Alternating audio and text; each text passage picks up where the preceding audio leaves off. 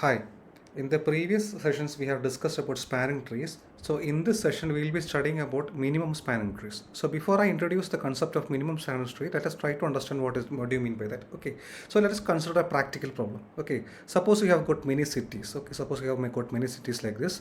Some A, B, C, D, etc. Or maybe some E also. Okay. And the problem is you have to construct roads between these cities. Okay. So if you can construct a road between this city, this city. So you can there are many ways to construct roads between the city, and you can represent them using graphs. Okay. And when you think of in a practical situation, while you construct the roads, there are various costs associated while constructing the roads. Okay. Some roads may be difficult to construct because it may go through difficult terrain. Okay. Some roads may be easier to construct. So there are associated costs with constructing roads between cities. Okay. Suppose I am writing the cost here. For example, suppose the cost is, suppose here you need maybe 20 lakhs to construct this road. Okay, or 10 lakhs to construct this road, 5 lakhs to construct this road, 10 lakh to construct this road. Okay, so when you represent such a problem, you will have a graph in which there will be some vertices, and also there will be edges, and also this edges can contain costs. Okay, so edges can contain cost or weights associated with. So basically these type of graphs are used to model such problems in which the edges carry some weight or cost. For example, a transportation problem or a construction problem where the constructing an edge involves a cost. Okay, so that is one thing. Okay, suppose you may have if suppose in the same example, if you need to construct these roads in such a way that there is minimum cost is involved, so the problem is like that. So you need to construct the road network such that in such a way that you need to construct at minimum cost. Okay, so there is no use in such a problem. You will not be concerned with putting all the roads, or you will not be concerned with connecting all the cities with roads. Okay, so if I want, I can always connect all cities with roads like this. I can connect this city with roads like this. So in one way of constructing roads is you can construct roads between any two cities. Okay, but that is actually wasteful expenditure because it involves huge expenditure for laying roads. Okay, so in effect, what your idea would be to basically limit the number of roads. So if you increase the number of roads, your cost will go higher also. So your idea will be to limit the number of roads, sir. So what will you do how will you try to limit the number of roads, sir? What will you do there? So you will try to minimize the number of roads. So you will basically, if I talk in graph theoretic terminology, you will try to draw a tree or a spanning tree connecting these vertices. Okay, so spanning, you know that the tree is basically the bare minimum you can always imagine. Okay, because there is exactly one path between any two vertices in a tree, so that's the bare minimum which you can construct. So while you are analyzing this problem, you will always try to construct a spanning tree so as to minimize the cost. Okay, so if it contains a circuit, or if it contains more roads, the cost of construction would be higher. So if you want to minimize the cost, what will you do is that you will try to connect the cities with the bare minimum of roads. So in other words, you will try to construct a spanning tree there. Okay, so you know that a connected graph contains a spanning tree. Okay, so if you want, you can always construct a spanning tree here. For example, I'll just construct this road here, I'll just construct this one here, again this one here, and this one here. Okay, so you can see that all the cities are actually connected. So if there were 1 2 3 4 1 2 3 4 1 2 3 4 5 vertices were there. So all the cities were actually connected. Okay, just count the numbers. So here 1 2 3 4. Okay, 3 4 vertices. Okay, correct. Okay, so you can see that actually all the cities are actually connected, but not by direct roads, but there is always a single path between two cities, but this is the bare minimum. Okay, so you can see that without including or as many roads as possible, we have tried to include as little roads as possible so that we could minimize the cost. So such type of problems are called connector problems. Okay, so such type of problems are called connector problems. Okay, so in these problems, we will be interested in finding a spanning tree with a given set of vertices. So you will always be interested in finding a spanning tree from a given model. Okay, so we will be interested in finding a spanning tree. So some practical problems involving this connector problem has been stated here. Please go through that and try to understand that, try to analyze this problem, and try to be convince yourself that what is being asked is basically a spanning tree. Okay, and also you know that always a connected graph contains a spanning tree. You know how to construct a spanning tree from a connected graph. We have discussed this in the previous class. How will you construct it? Just delete one edge from a cycle at one go. Okay, so to take one cycle, if there are cycles in the graph, you delete one edge from the cycle. Okay, and if there are still cycles remaining, you delete one more edge from the cycle. And like that you can construct a spanning tree. We have discussed this in the previous session. Okay, so in this way, so in a circuit there can be many edges could be there. So you may suppose you may be first time deleting one edge, say E1 there. So but you can also delete another edge E2 in another way. Okay, so in effect you make it different spanning trees when you delete different edges. Okay, so a connected graph may contain more than one spanning trees. Okay, so in such a situation we'll further be interested in problem in that in such a way that the spanning trees so obtained should have minimum cost. Okay, what do you mean by minimum cost there? So that means when you add up the cost weight of all the edges, you should have the minimum weight possible. Okay, that is called the minimum cost. Okay, so such type of problems are called minimum spanning tree problems. Okay, so that means first of all you need a spanning tree, and out of that spanning tree you need the spanning tree which gives you the minimum cost. Okay, so we'll analyze these concepts further, but I hope you understand these concepts here. Okay, so let us try to understand some concepts now. So if you have a graph G, okay, and if I have a graph G and if you have vertices and edges marked, and if you associate weight with this all the edges, that graph is called a weighted graph. Okay, so what is a weighted graph? A weighted graph is a graph in which there are weights assigned to the edges, weights or costs assigned to edges. Okay, so it may involve maybe construction cost or traveling cost or something like that. So basically weights are being assigned to that edges of the graph. So such a graph is called a weighted graph. Okay, so if you take a subgraph of this graph G, okay, suppose I'm taking a subgraph of this graph, suppose I'm taking a subgraph like this, a simple subgraph like this one, and if I add up the weights of the edges here, 4, 8, 11, so 11, 19 plus 4, 30, 23, so 23 is the weight of the subgraph. Okay, so the total sum of the edges of the subgraph is total sum of the weights of the edges of the subgraph is called the weight of that subgraph. Okay, so you can also find the weight of this graph. If you add up all the weights of every edges, we will get the weight of that graph. So I hope it is clear.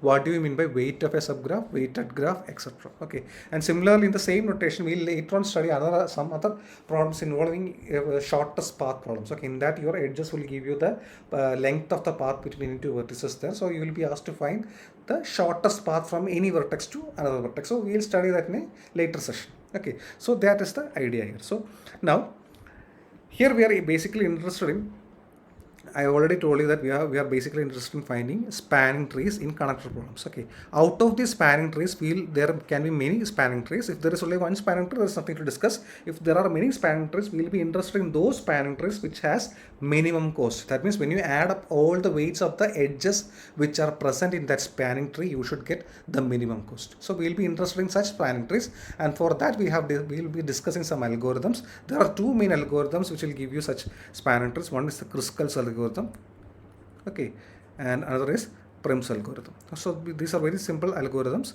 so we'll be discussing it. So in this session we'll be discussing Kruskal's algorithm, and in the next session we'll be discussing Prim's algorithm. Okay, so you have to understand one more thing, that both, so if you have studied analysis of algorithms, there are many types of classes of algorithms. So both these algorithms are actually greedy algorithms. Okay, so what is greedy algorithm? You know that in a greedy algorithm we are actually interested in a level. Okay, so you will be interested in the best choice in a level. Okay, so when you are, suppose you are going through some steps in that algorithm, so if you reach the fifth step, you will be interested in the best possible choice from the fifth step. Okay, you will not be looking at the choices which we have made before the fifth step. We are only interested in the best possible choice in the fifth step. Okay, so that means you will try to find the best, make the best out of what is there in each step. We are not interested in what choices we have made in our previous steps. We are only interested in what best choices are available in the current step. So such type of algorithms are called greedy algorithms, and both these algorithms are actually a type of greedy algorithms. Okay, that's just for information I'm telling you. So anyway, we'll try to understand what do you mean by Kruskal's algorithm. Okay, so this is the basic algorithm of Kruskal's algorithm. So before we go through this algorithm, I'll just illustrate the method. Okay, so what is our problem actually? Your problem is actually you will be given a connected graph. First of all, you need a connected graph, only then you can find a spanning tree. Otherwise, you can't find a spanning tree. So first of all, you need a connected graph.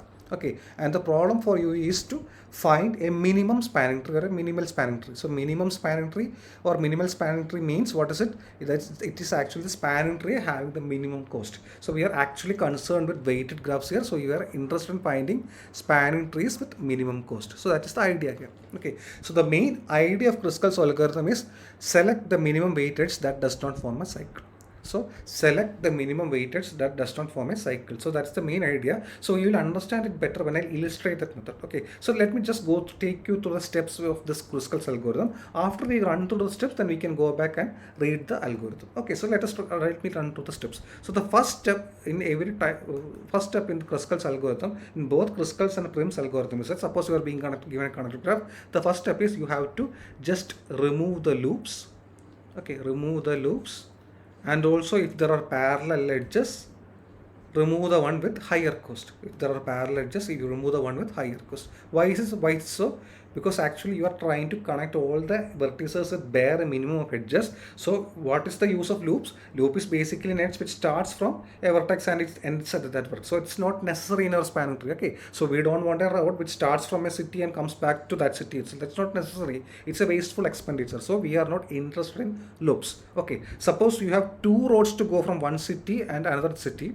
Okay, so which one will you choose? The road with minimum cost or minimum length. So like that. So basically, if there are two roads between two cities, the two same cities, that is, if there are two parallel edges, we will be choosing the edge with minimum cost. Suppose you have an edge with cost 3, another edge with cost 3, you will only be choosing this. So you just delete the edge which has higher cost there. So the first step is you just remove the loops, and the second, and also if there are parallel edges, just remove the parallel edges which has higher cost because it is wasteful expenditure. That's the first step. Okay, in the second step, what you will do is that you will arrange the edges according to the increasing order of feeds. So the first step is, I already told you, delete the loops, and if parallel edges are there, you have to delete the ones with higher cost. In the second step, what you will do is that you have to arrange the edges in the increasing order of feeds. Okay, for example, if you have a graph like this, and if it has a loop like this, and also suppose it has like this, and suppose I'm just assigning some weights here, suppose it has 5 here, 6 here, 7 here, 8 here, 9 here, 1 here. So the first step is I'll just delete this edge here, because even though it has minimum cost, it is a wasteful road, so there is no need to use this road here. Okay, similarly in the next step what will I do? Next step I'll just there's a parallel edge here coming here, so out of this I'll only keep the one with minimum cost, the other one I'll just delete. Okay, so I'm just left with how many things? 5, 6, 7, 9. So these are actually the weights. The edges are, maybe suppose I call this edges E1, E2, E3, E4. Okay, so the next step what I'll do is that I'll just arrange these edges in increasing order. Okay, so E1 has the minimum weight, again E2 has the next minimum, and E3 has the next minimum, and E4 is the largest weight. So that's actually you are arranging this edges in increasing order of their weights. Okay, so next step is actually, so I hope these two steps are clear to you. Okay, so in the next step I'll choose the edge with the minimum cost here. So suppose E1 is the minimum cost here, so that is E1 I'll include in my tree. So I'm going to construct my tree now, so I'll just draw the E1 there, so that's the minimum cost. So I'll just draw the tree with just one edge E1. Okay, so suppose you may have two edges with the same weight, you can choose, in that case you can choose any edge you like. Okay, there is no fixed criteria. If there are two edges with the same minimum cost, you can choose any one you like. Okay, so that is the next step. In the next step, once I have done with E1, I'll go to the next minimum edge, that is E2. Okay, so I'll choose E2 provided E2 does not make a cycle or circuit with the previous edge. Okay, so if there is a cycle or circuit, the problem is that you will not be getting a tree. So the next edges should be chosen in such a way that it is minimum, plus it should not form a cycle with the previous edges. That's the only idea. Okay, so here E2 does not create a cycle, so I can go like this. So E1 I have made, then I took E2, E1 I took, then I took E2, because E2 does not make a cycle. So like that, once I have chosen E2, then I'll go to the next edge, look at that and choose it. If it has a minimum value and does not form a cycle, I like that, I'll go on till I have gone through all the edges, or till I have obtained all the edges, if I gone through all the edges, or till I have obtained all the vertices in my graph. Okay, so that is the basic idea. Okay, so what are the steps? First step, delete the loops and parallel edges. Second step, arrange the edges in increasing order of weights. Third step, choose the edge with the minimum weight. Okay, and the next step, choose the another edge, next edge with minimum weight, but that edge should not make any cycle with previous edges. Okay, so and if there are more choices for a particular value, choose anyone you like. That's the only idea is there. Okay, and you will stop this algorithm once all the edges have been analyzed, or once you get all the vertices, because your minimum spanning tree needs only all the vertices and should be connected. So once you have got all the vertices, and once the graph is, if the graph is connected, that is your answer. Okay, so once you have got all the vertices and if the graph is connected, then you can stop there, or once you have investigated all the edges, you can stop there. So that's the two idea that is there. Okay, so also you know that since you are constructing a minimal spanning tree, if the graph has n vertices, it will always have n minus 1 edges. Okay, so it will always have, so I'm sorry here, it will always have n minus 1 edges. So that's the only idea. Okay, so let us illustrate this algorithm. So let us try to see an example. Okay, suppose we have to find, I have to find a minimal spanning tree of this graph. Okay, I need to find a minimal spanning tree of this graph. We can see that vertices are being numbered, edges are not being numbered, but you know that actually the weights of the edges are being given here. Okay, so the first step what will be my first step? The first step for me will be, I'll just delete the loops. Okay, even though this loop has only 1 degree, but I'll just delete the loops, and also the parallel edges, I should delete the one with higher cost. Is there parallel edges in this graph? Yes, there are.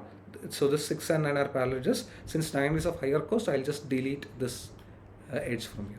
Okay, so the resultant graph, I'll just analyze the resultant graph now. I'll arrange the edges in this resultant graph according to the increasing weight. Okay, so what is the minimum weighted edge here? So you can see that BD has minimum weight, it has 2. Okay, similarly DT has minimum weight, it has 2. Okay, after 2, what is the minimum weight here? You can see that CD has minimum weight 3.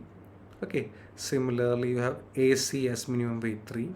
Okay, after 3 you have 4, so that is you have BC has minimum weight 4. Okay, again you have BT with minimum weight 5. Okay, again with 5, is there any more vertex? No. And you have AB with minimum weight 6, and then what is remaining now? You have AS with 7 and SC with 8. So I have just arranged the edges in increasing order. So that's the idea. So I hope it is clear.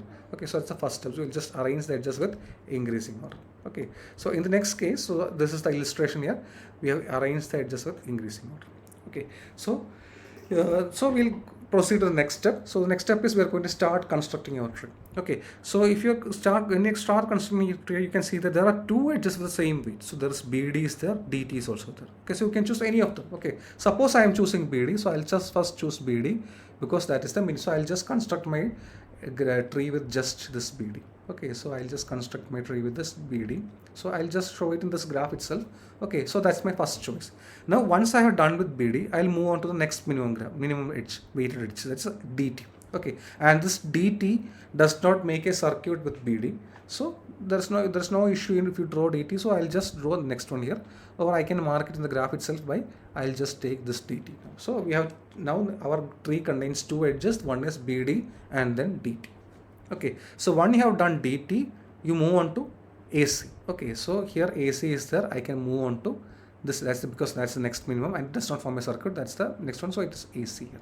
Okay, so you can see my choice of edges is such that it is not required that always your at every step your graph should be connected. Okay, so it's not required that at every step your graph should be connected. It's not required. That's the main difference between Kruskal's and Prim's algorithm. In Prim's algorithm, when we will discuss, we will say that at each stage the graph has to be connected. Okay, but in Kruskal's algorithm, such a requirement is not needed. Okay, even without that requirement, you can do it. Okay, so I can choose AC. It does not form a circuit. Okay, so once I have gone through AC, I'll go through CD. So next one is CD. Where is CD lying? So CD is there. It is also not forming a circuit. So I can choose CD now. No issue. Okay. So in the next stage, what will I choose? CB. Okay. So if I look at CB, the problem with CB is that CB is minimum cost. But if I choose CB, if you look at closely, you can see that a circuit is being formed here. Okay. If I choose CB, you can see that a circuit is formed here. So I cannot choose CB. So I'll just skip it. So I'll not choose CB, I'll just skip it. Because if I choose CB, a circuit will be formed, so it will not be a tree. So I'll just skip it. Okay. Then I'll go to the next minimum, that is actually your BT.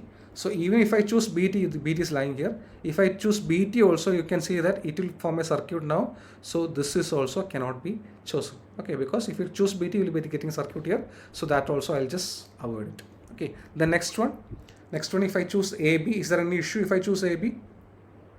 Yes, there is still issue, because even if I choose AB again, I'll be getting a circuit. So this is also not needed. So I'll just remove AB. So I hope it is clear. So first you start with the minimum edge, then you go to the next minimum, but that minimum should be in such a way that it should not form a circuit. Okay, if it forms a circuit, you just skip that edge. Okay, so like that, you proceed it until all the edges are covered or till all the vertices are obtained. Okay, are being obtained and it is connected. Okay, so I'll just ignore the skip this AB, then I'll go to SA. If you look at SA, choosing SA does not disconnect the graph, so no issue is there. So I can choose SA also, because it still this doesn't form circuits. Okay, so I can actually stop in the step, because now I have got a graph connecting all the vertices, so I can stop at the step because now I have obtained all the vertices. But even if I proceed also, there is no issue, because if I cannot choose this SC, because if I choose SC again, I will be getting a circuit. So if I choose SC also, it is not possible to choose that. So there is no point in moving forward. So once you reach every vertex, you will not be able to move forward, because once you choose other vertices, you will be getting a circuit. Okay, so if you choose other edges, you will be getting a circuit. So once you obtain all the vertices, you can stop at that. You can stop your algorithm at that step. That's the idea. So if you want for companies, if you want, you can go and check for other edges also. So that will anyway will not be included there. Okay, so that is the tree which you have obtained is I have marked in red color, so we can see how many vertices were there. There are 1, 2, 3, 4, 5, 6 vertices, and how many edges have you obtained now? We have obtained 5 edges. Okay, so that is the Kruskal's algorithm. I have actually illustrated the entire method here. We can go run through that. Okay, so at the first stage we chose these two edges here. I have written it here, clearly here. So at the first stage I chose BD. Okay, so you can also choose DT. Still you will be getting BD, the same pattern will continue. So since I chose BD, okay, so next step I'll choose DT, because it doesn't form a cycle there, so I can choose DT there. Okay, and similarly in the next step, what will I do? I'll go to the next minimum, that is actually there are two ones are there, AC is there, CD is there, so you can choose any one. So I choose AC. Okay, it doesn't form a cycle there. And similarly after AC I can go to CD. Okay, because it also does not form a cycle. So now your graph is actually having all these ones. So BD is there, DT is there, CD is there, AD is there. Okay, so I have also remarked there that it's not necessary that subgraph obtained at each stage should be connected. Okay, so this requirement is not there in Kruskal's algorithm, but in the Prim's algorithm, when we discuss, I'll show that it is actually needed in that algorithm. Okay, so that's it. So if you move forward, what will you get now?